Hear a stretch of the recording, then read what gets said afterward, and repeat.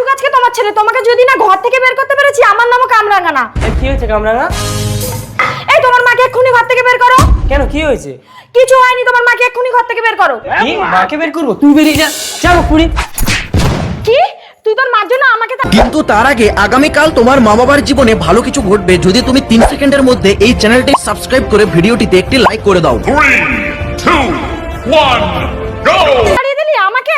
তুই তোর মাকে নিয়ে থাক, আমি বাবার বাড়ি চলে যাচ্ছি, তুই আমাকে আর কোনোদিন আনতে যাবি না। হ্যাঁ যা যা।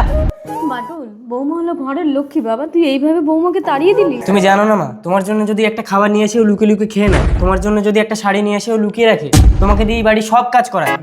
থাক না বাবা, ও তো ছোট মানুষ, হয়তো আমার কপালে এটাই লেখা ছিল।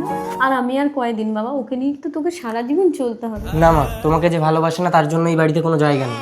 তুই যদি বৌমাকে ফিরিয়ে না আনিস তাহলে তুই আমার মরা মুখ দেখবি। মা হ্যাঁ বাটুল। ঠিক আছে, তাহলে তুমিও আমার সাথে চলো মা। কামরাঙা, কি হয়েছে কামরাঙা? ওর মায়ের জন্য ও আমার গায়ে হাত তুলেছে, আমার জন্য খাবার আনলে ওর মায়ের জন্য আনে, আমার জন্য শাড়ি আনলে ওর মায়ের জন্য আনে, সারাদিন মা মা মা, এবার থাকুক মানিয়ে। ভারী অন্যায়। ঠিক আছে কামরাঙা। বৌমা, আরে দিদি, আসুন আসুন আসুন।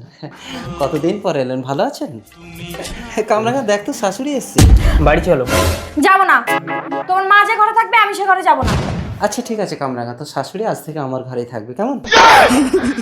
না বাবা, তাহলে আমি সমাজে মুখ দেখাতে পারবো না। ওই দেখ, তোর শাশুড়ি তোর ঘরে থাকলে অসুবিধা, আমার ঘরে থাকলে অসুবিধা, তাহলে বেচারা থাকবে কোথায়?